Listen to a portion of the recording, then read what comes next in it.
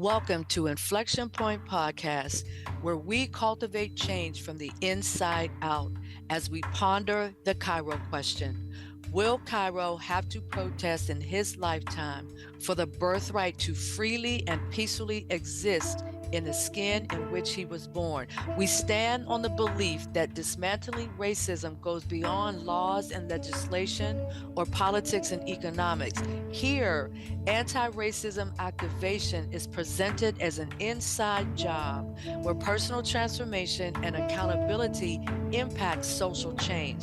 So take a seat at the anti-racism activation table with Inflection Point Podcast. Well, hello to our audience, and thank you for tuning into the latest episode of Inflection Point Podcast. We are dedicated to anti-racism activation and the art of listening and authentic conversation, engagement, action, and accountability. I am your host, Anita Russell, and here's a quick hello from co-hosts Mavis Bauman and Gail Hunter. Hi, everybody. I'm Mavis Bauman. Welcome. Hi, I'm Gail Hunter, and welcome to tonight.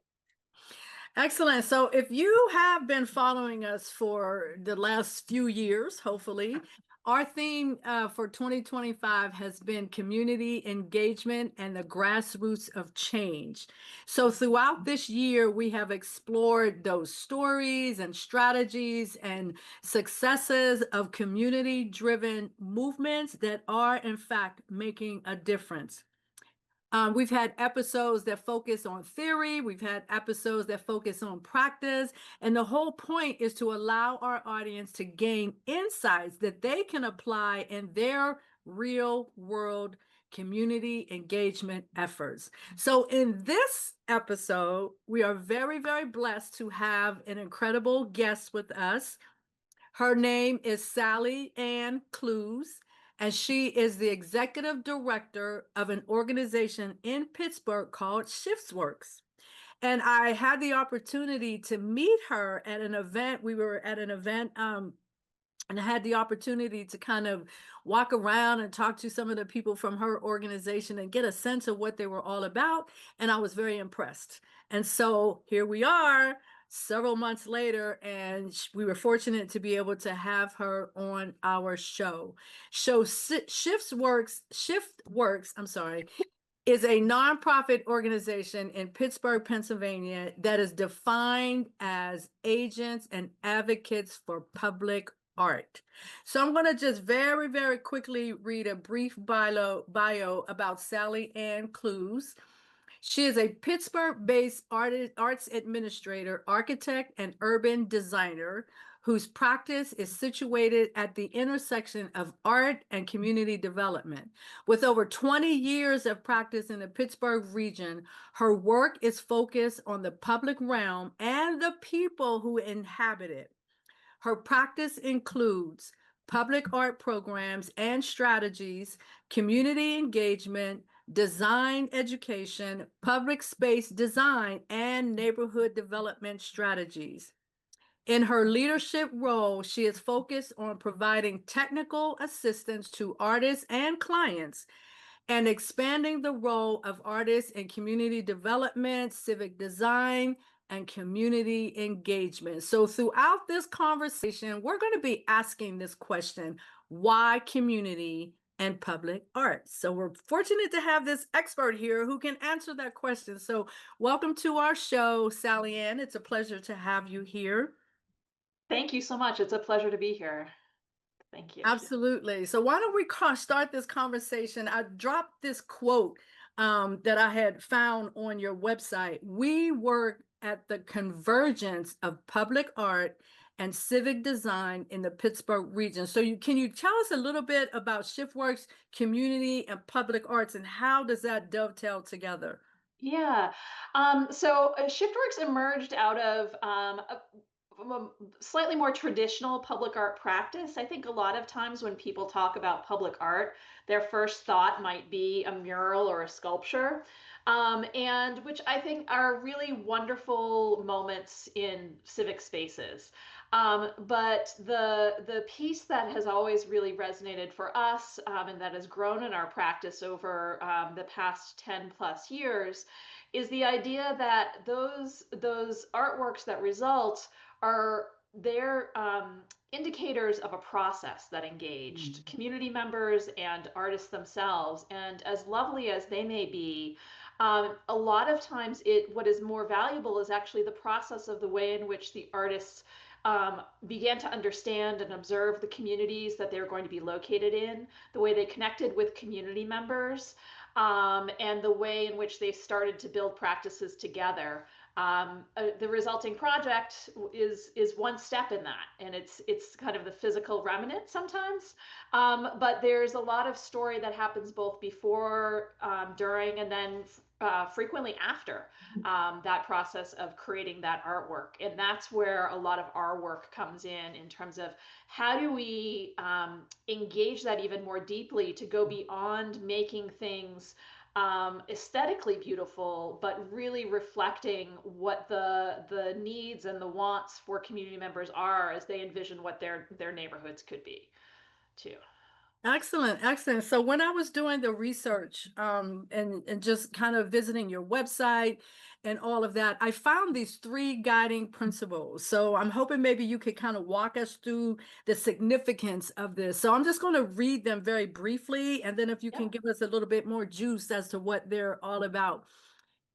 The guiding principles are artists as agents of social, civic, and cultural change. We support them to work with communities. The second one is community members. Community members are highly valued collaborators with expertise in their neighborhoods.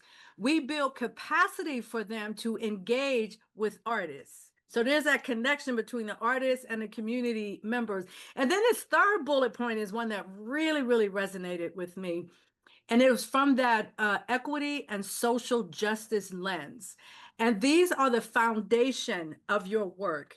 We center equitable and public and just practices through staff commitments, as well as in our programs, partnerships, and collaborations. I was just reading that directly as a quote from your website. So can you give us a little bit more insight on how this triad actually works together and what comes out of that? Yeah, for sure.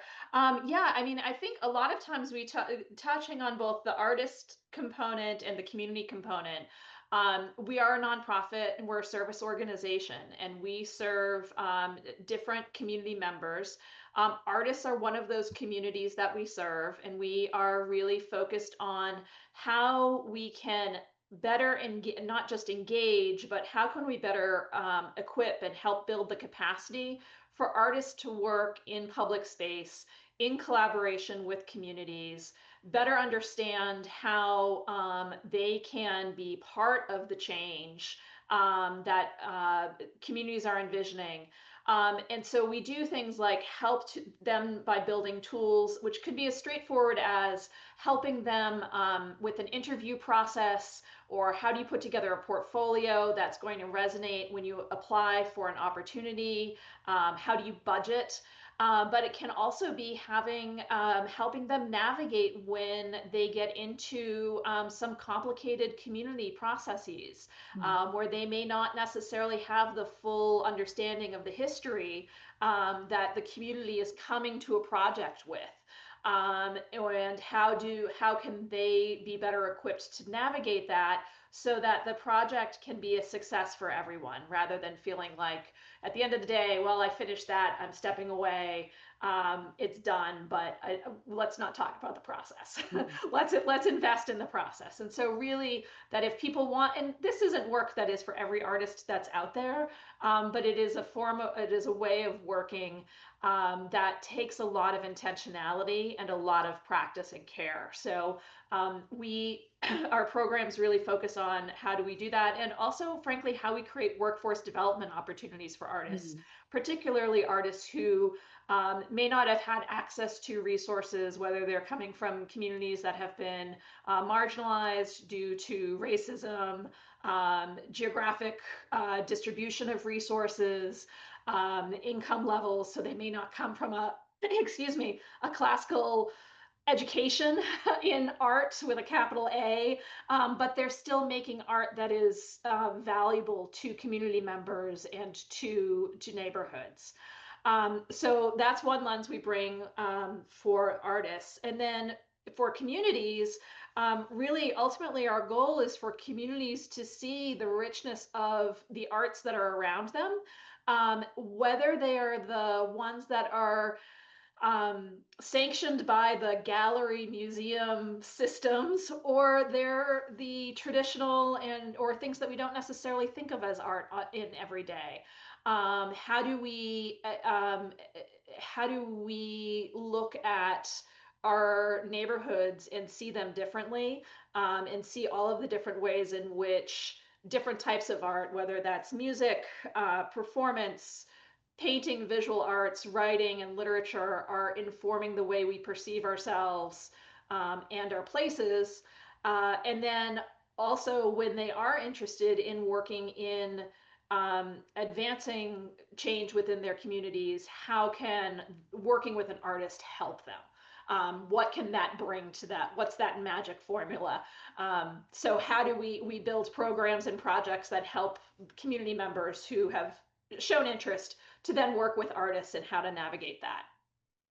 But throughout all of this, equity and social justice are just simply foundations. And that is not only in the exterior facing work that we do. We have been really lucky by the process by which we have been put together to be able to have some time and intentionality as an organization to ensure that the way we work, whether it's our board composition, our advisory committee, the way in which we make promises and commitments to staff, is also built on an equity and social justice lens. So really building that into the DNA of the organization, and taking into consideration, we don't continue to do things the same way simply because we always did it the same way. We pride ourselves on listening to the people we're working with, whether that's staff members, whether that's artists, community members, assessing what's worked, what we need to build better on, and then making changes along the way to better serve the needs. Excellent, excellent. So I have a question. Can you give us an example of a project that you worked on through your organization that really demonstrated these principles and how they dovetail together? Yeah. And I can go down rabbit holes, so please tell me if you need me to wrap up. But one of my favorite projects and stories actually started back in 2016, with a collaboration that our organization at that point was working with Neighborhood Allies, who you might be familiar with as they're a community development intermediary. And most of the times when we work on projects, we're very rarely working with a partner who is an arts organization. We're usually working to bring arts into different venues and different spaces. So this is working in a community development setting. And this was a project to bring temporary public art and thinking about creative placemaking to neighborhoods that Neighborhood Allies served. And through this process, 6 artists were selected by community-based organizations to work with them over the course of about a year to produce a project that that addressed community needs as observed by the artist and discussed with the community. And one of the projects that came out of that was a collaboration between artist John Pena, who is a Pittsburgh-based artist, and the Larimer Consensus Group. Here, we're based in East Liberty, so this was just over a few blocks over. And in that first phase of that project, John really began, which was focused on observation. He began by asking residents in Larimer about their lives. And as he reviewed his notes and his recordings, what he started to notice was that he had a pattern of speaking again and again. He was going to the conversations with senior citizens in the community. If you know anything about Larimer, it has been, severely marginalized by redlining, by the impacts of racism, the economic declines of Pittsburgh. And so the population has been very low for a while, but there are a lot of seniors. And so following on that instinct of I want to talk to the senior citizens, he began attending their monthly luncheon series and interviewing them. And he actually at that point also began to pay them, hire them for their time. So he was paying them to participate in conversations and do oral histories, which is also another component of the way we work, is that, you know, we don't expect community members to volunteer their time. This is labor in terms of being part of this. We don't want an extractive process. And so out of these conversations came this collaborative idea for an artwork, which was conveying the oral histories of seniors in physical space. And this happened on the site of the Larimer, where the Larimer Consensus Group is.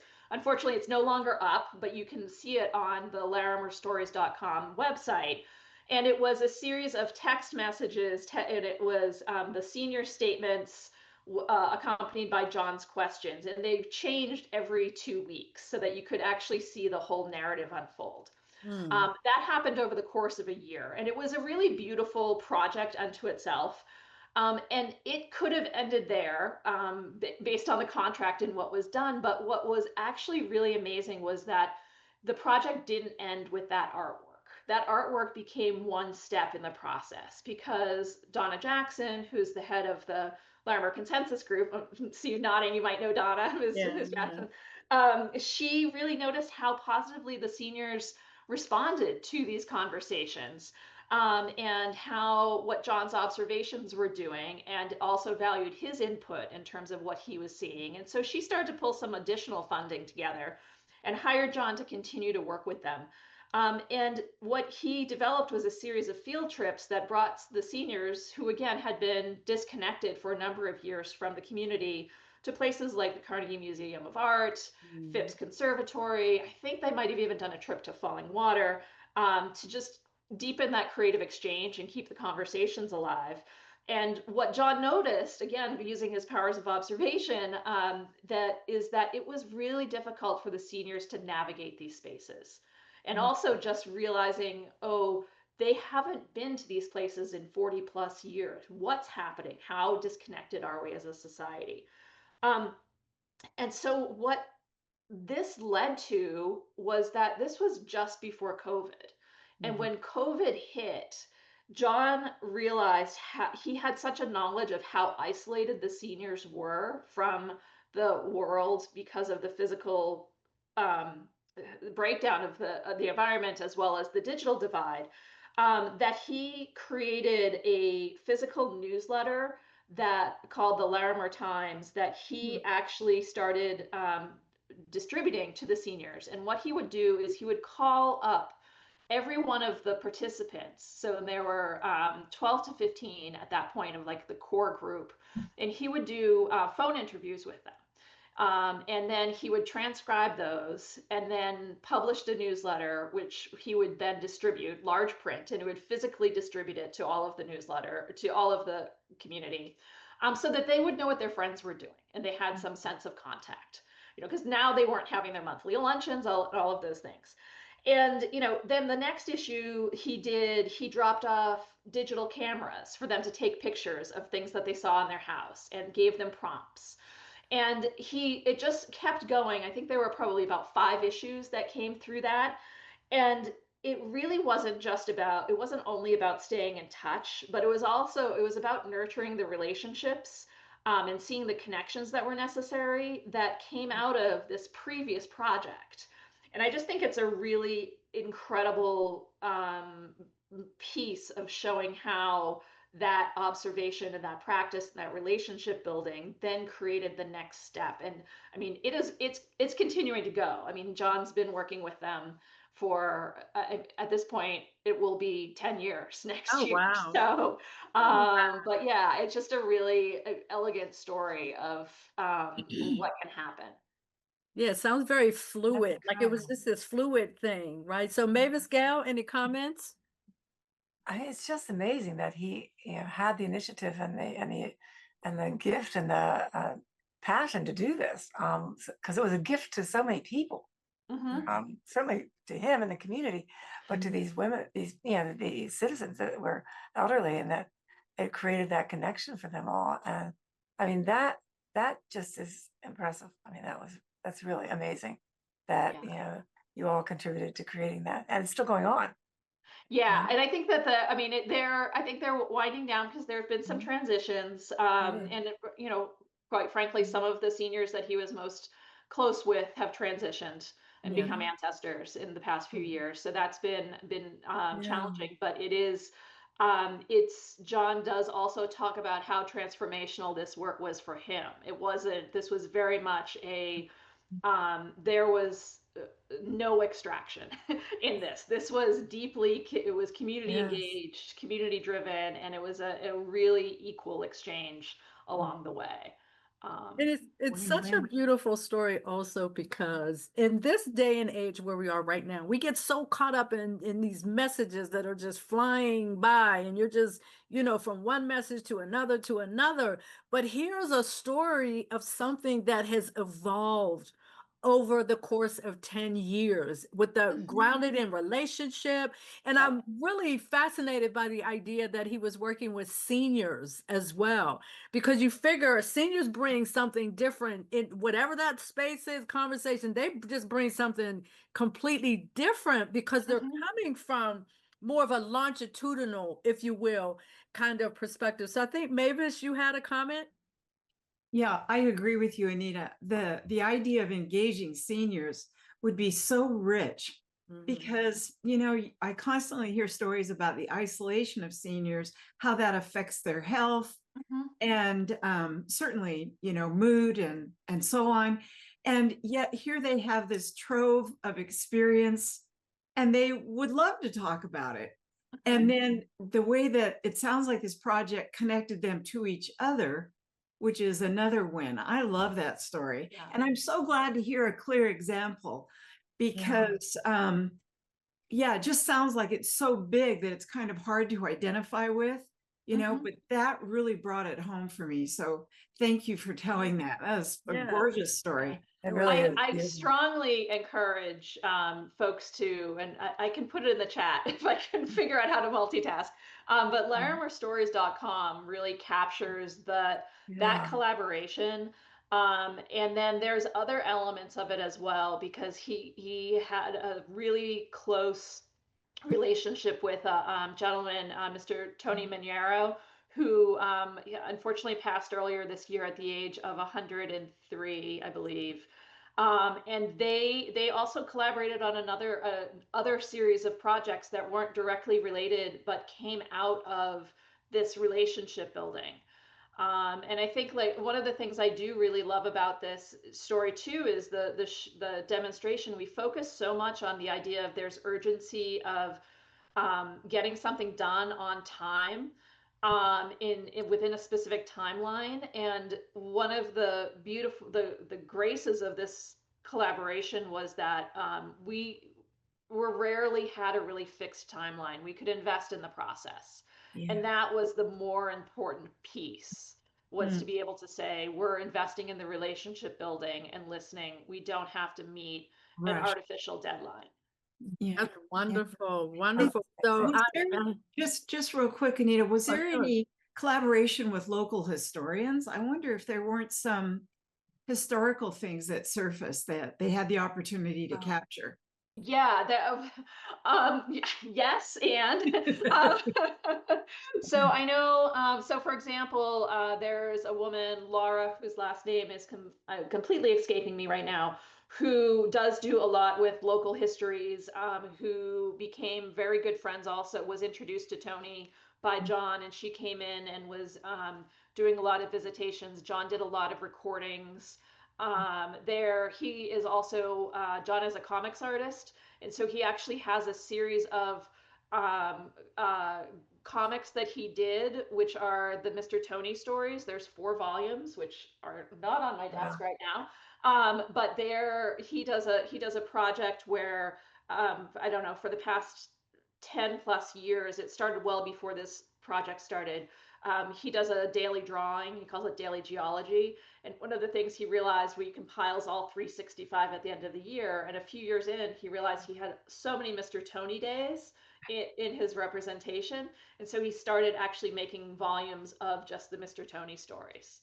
Oh, I And love it. so there's like all Yeah. different ways in which the information, the stories were captured. Yeah, getting used. That's Yeah, wonderful. excellent. That was such a beautiful story. That's And I amazing. wanted Yeah. to just kind of read this statement that I had seen because on your website, because this statement really, really feeds into everything that you just described to us about the Larmer work and the artists and all of that. And the quote says, a successful public art landscape depends upon a thriving network of public art practitioners. We build the tools and the systems to support the public art ecosystem in the region. So I think the fact that it's described as a thriving network speaks volumes to the program that you just described to us. So we have about, it looks like we have about 3 minutes or so before we go to break.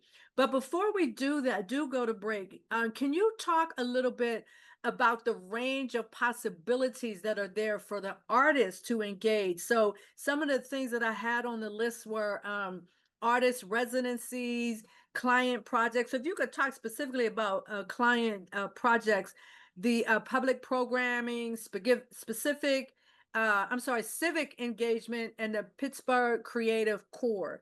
So we got about 2 minutes. If we could just talk about that, then we'll go to break and continue. And come back. Okay, that's I'll focus on the client side right now, the Okay. client projects, because that's really where a lot of our work started, which was that there was a need for public art consultants to help do artist selection processes and then manage an artist project. So what does that mean? A lot of people aren't going to work with artists every day. Contractors hear, oh, there's an artist on a project. Oh, that's gonna, muck everything up. And we're like, okay, we want to break that down. So what we would do is we're frequently hired by organizations and entities that want to commission an artist for a project, but they haven't done it before. And that means we help design what the artist selection process is going to be, help them identify what their goals and priorities are, and then also help support the artists through the process of applying for the opportunity, and then manage contracts, and then provide that project management piece of making sure that we're meeting timelines or negotiating timelines to say, hey, we're seeing from the community side, it's more important that we take the time to do X, Y, and Z than that we meet an artificial deadline. Or sometimes saying, like, you know what, there's a deadline and that deadline is real because that building's going to open and this needs to be completed. Gotcha. So we help manage that component of it. But through that, we've learned so many different things about what the artists need to be able to work successfully in those spaces, so that it's economically viable for them. And that really, how does that become a workforce development piece for us as well? Excellent. Sounds like Excellent. So just in time for us to take a break. And then when we come back, we'll continue the conversation.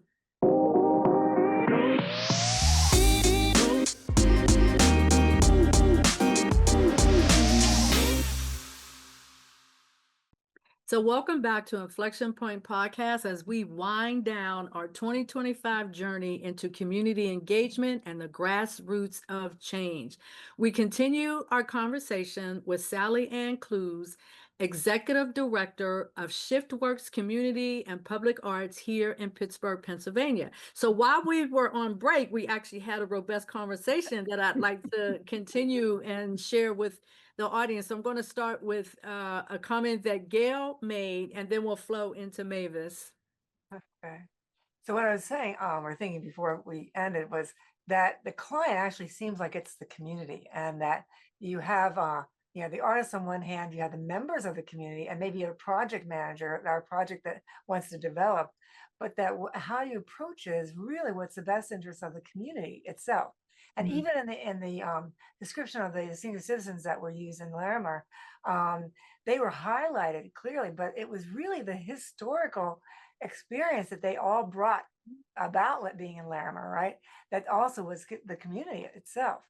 And so it's just brilliant that how you integrate all that together, and you say focus so much on what is in the best interest of the community and what is the most socially just experience for this community. And it's just amazing. And if you can comment on that, but I'm just very impressed. Yeah. Thank you. I appreciate Yeah. that insight. Yeah. Yeah. So Mavis? Yeah, so I was wondering how your organization is funded. Does Shiftworks have to raise money or apply for grants? And then does the client pay Shiftworks and then Shiftwork pays the artist? How does that work? How does that work? I'm imagining an artist getting a gig and not having any cash flow. Right. Yeah. Exactly. So how Yeah. does that work? Yeah, we do a pretty broad range of different revenue streams. So we are very dependent on foundation funding, particularly as we became our own. We were previously a fiscally sponsored organization in the past 2 years, became our own 501(c)(3). So we're doing capitalization to make sure we have the working capital on hand. So we do foundation funding. We also have recently, ironically enough, had some really great successes with government grants to support specific projects. We have a grant from the Thriving Communities program of the EPA to support a collaboration with communities at the front lines of environmental health issues in Pittsburgh, in the region.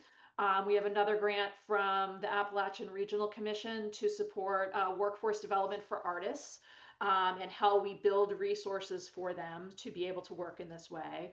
But then we also do a large variety of the client projects, fee for service work, where we are hired by different entities, and that can be municipalities. So we have contract with the city of Pittsburgh to do the project management and artist selection for the University Line bus rapid transit, public art on that right now.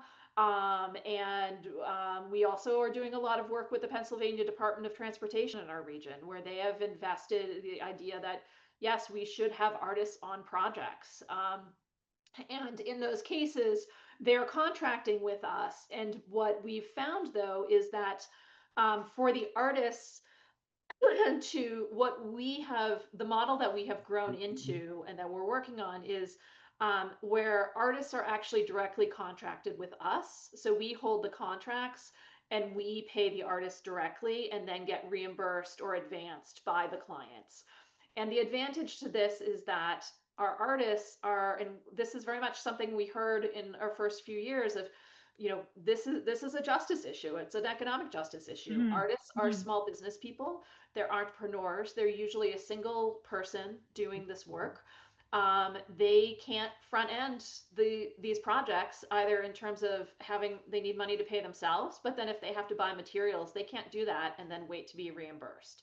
So by holding the contracts themselves and also having some front end support from foundations and other revenue streams, we're able to pay artists on a really quick turnaround. We pride ourselves with being able to do, in our contracts, we usually say within 14 days, but it's typically 7 to 10 days.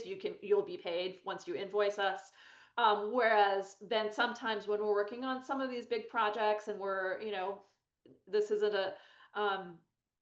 intended to be pointed, but we don't get paid for 90 days on an invoice because there's Right. approvals and government procedures and all of those things. And if we weren't able to do that, these artists would not be able to work on these projects, no matter how talented they are. And so this is a real need that we've seen, and we're continuing to try to find ways that we can break down the barriers to access opportunities for folks who don't have a lot of capital and to be able to take the risk.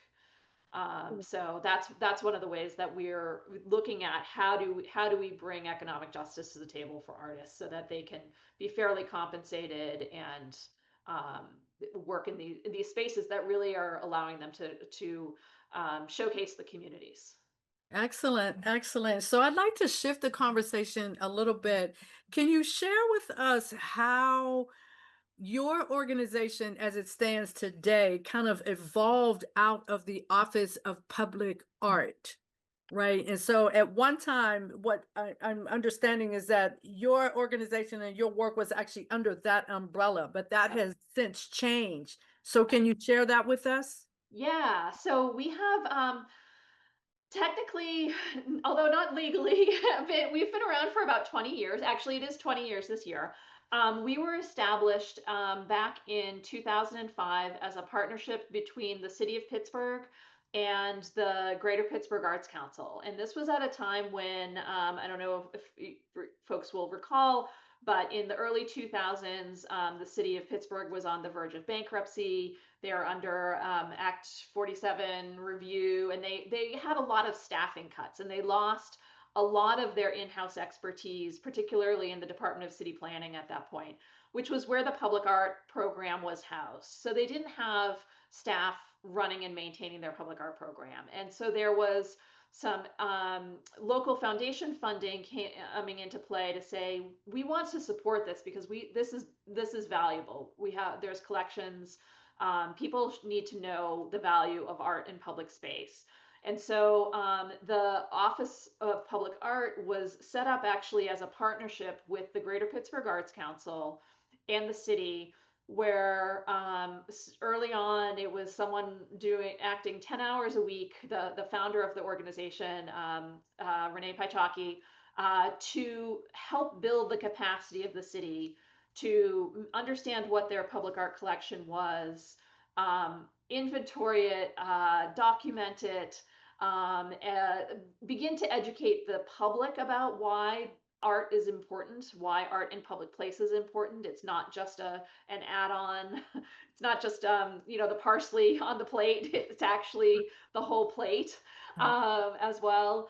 And then, but because of the fact that, well, we were originally set up to serve the city, because we were part of the Greater Pittsburgh Arts Council, our mandate was all of Southwestern Pennsylvania. So we had the ability to bring some of these resources and technical assistance to other municipalities and partners.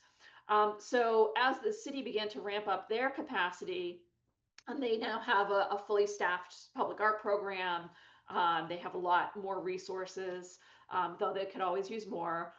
We were able to shift our focus and start to look at how do we serve in some different areas. And that's when looking at things like artist residencies in the public realm began to emerge for us, where we started to connect more with what a lot of people call creative placemaking. So this idea of investing in the process of the artists in helping to engage community in shaping the future of their communities. So I joined the organization in about 2014 to really focus on how do you get things built using my architecture skill? How do I make sure that the contractors and the artists all are happy at the end? And then when Renee stepped away, it came into the director as 2018. And then in 2020, we decided, we did a strategic plan and realized, okay, we have grown. We went from this one person working 10 hours a week to now 5 full-time staff people and a $1 million budget to it's time for us to become to graduate, get our independence. So that's when we got our 501c3, and then also made the decision that we were changing the name to better reflect who we are and what we do. Office of Public Art served us very well. Majority of people thought that we were part of the city of Pittsburgh, including many of the city's own administration and several mayors over the years. So it was important for us to distinguish, well, we don't actually we work alongside and we partner with the city, but we are not part of the city. And that gives us also some different variability in terms of how fast we can pivot and address needs as they come up. Excellent, excellent. So Sallyann, what would you say is your call to action to the folks that are listening or watching and absorbing this information that you are providing? What would you like the individuals to do? So there's so many things. I'm going to try. I would encourage people to go out and not just look at the public art that's documented and that's known as public art in their communities.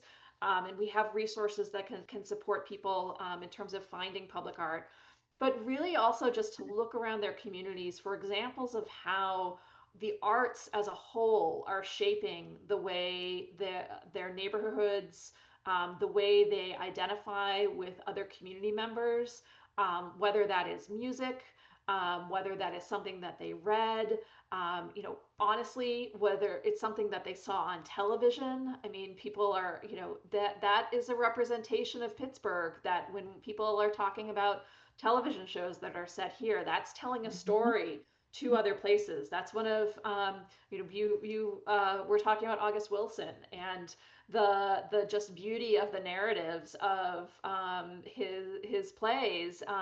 That is a way in which we're talking about our communities and reflecting who's here and who we are. And so I would ask people to look for examples of that and start to think about those as public art as well.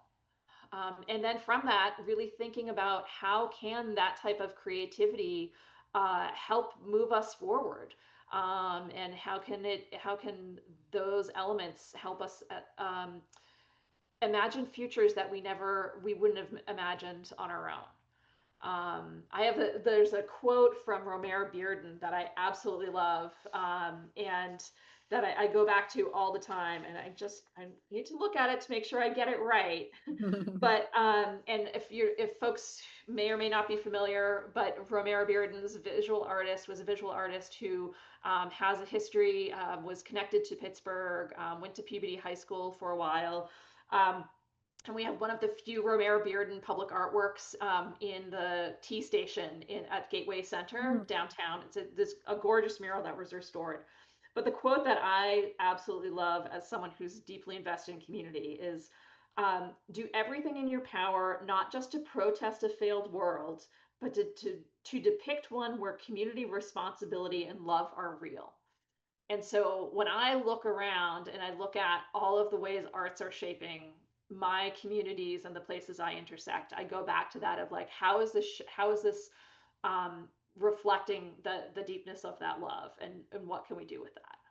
Absolutely. And I'm so glad you mentioned August Wilson, because whenever I think about my home city, and I think one of the things that I like about my life is the fact that I lived in Pittsburgh. I was born and raised, but then I left Pittsburgh and was gone for about 3 decades, right? Oh, wow. And then I came back. But coming back, it was, oh my gosh, it was such an interesting experience for me coming back. But one of the things that I can say that has always kind of sort of been a constant in this Pittsburgh environment is August Wilson. Mm-hmm.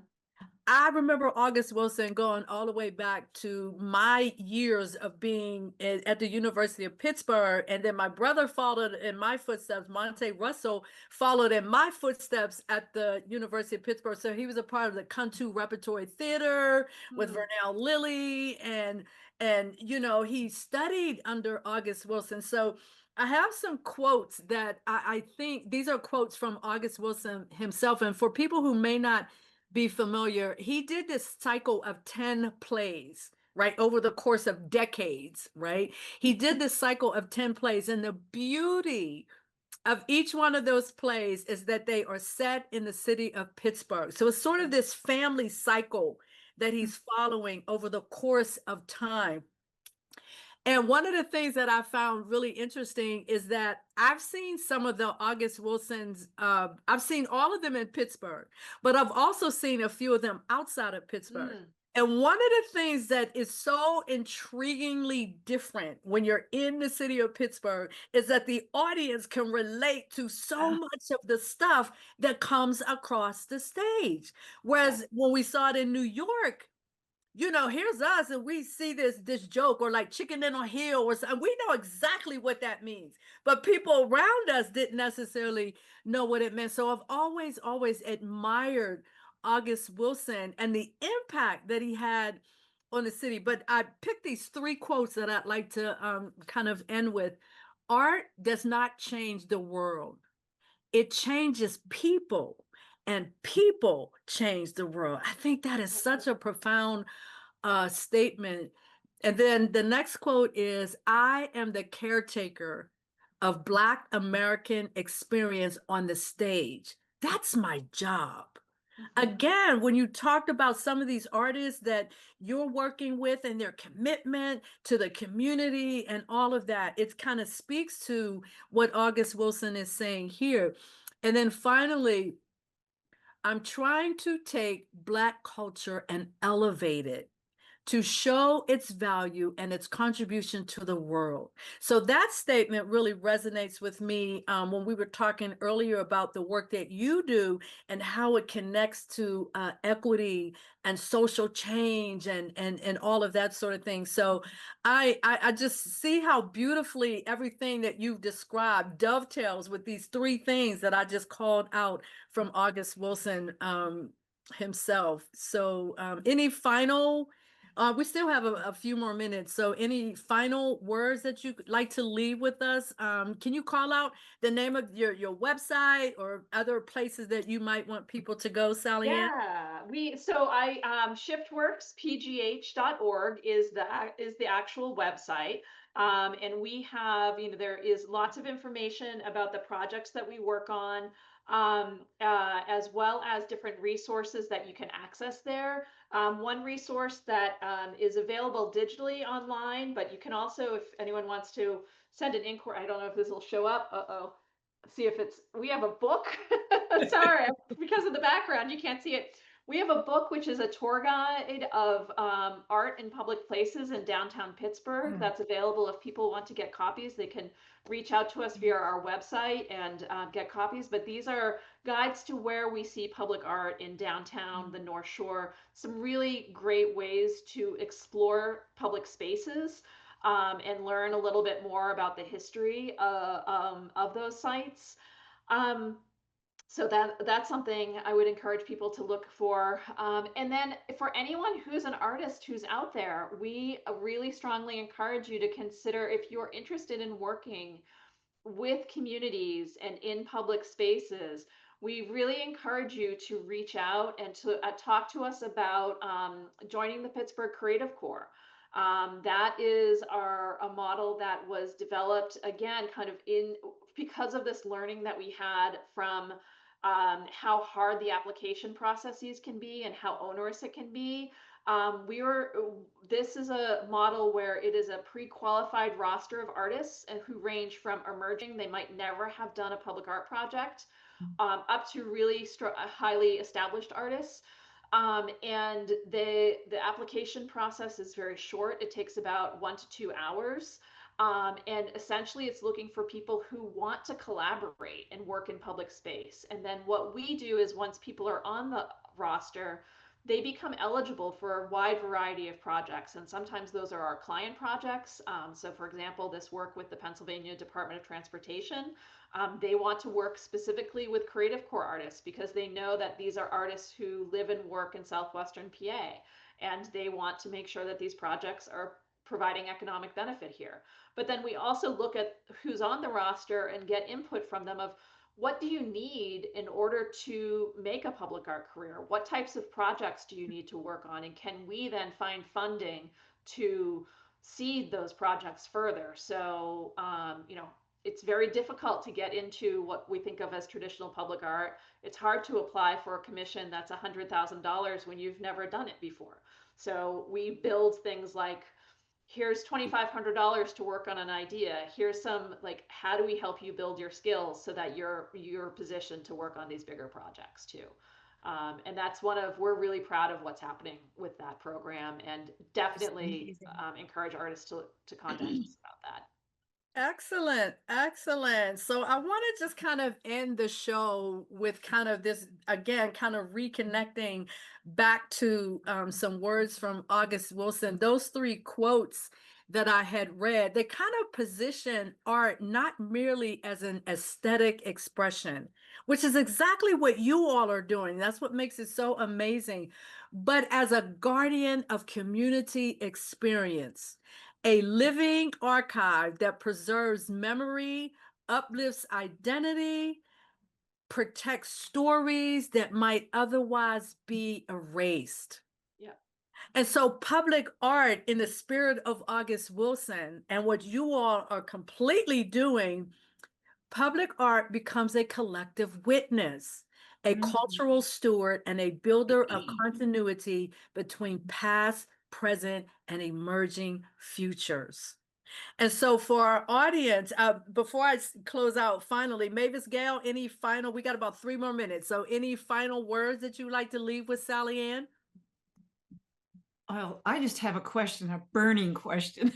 Your organization is the first of its type that I've ever heard about. Are you unique in that way as a nonprofit facilitating public art? Or did you have models in other cities that you learned from? And I mean, is this kind of a common thing in larger cities? It's not totally uncommon. I think that there are unique aspects to us because we work so closely with particularly community development. But there's definitely, there are other models in other cities. And, there's some really good ones. Springboard from the Arts in Minneapolis, St. Paul, does a lot of work at this intersection of community and arts. But we're not overly common, but there is definitely a lot of, It's just the time for that too. The way that we've kind of splintered off and gotten so isolated as individuals. Here's this thing and this work for artists, which really excites me. Yeah. Excellent. Excellent. Yeah. Great that you can help them, support them, and do get the funding for them. And many artists wouldn't even know where to begin with that process. Right. It honors them, it honors everyone in the community, and it honors the community itself.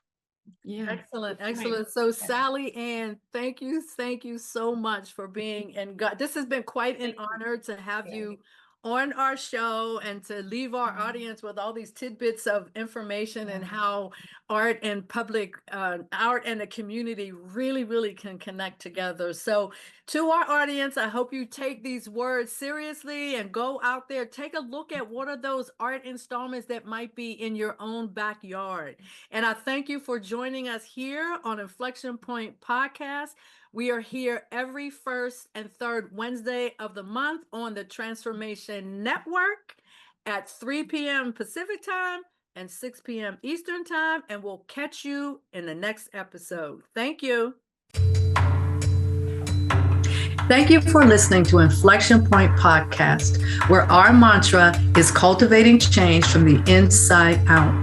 The journey towards anti-racism and social change doesn't stop here. Truth, reconciliation, and healing come from ongoing, open, honest, and deliberate conversations. Continue to dive in and deconstruct your thoughts, ideas, and beliefs as we band together to manifest social change.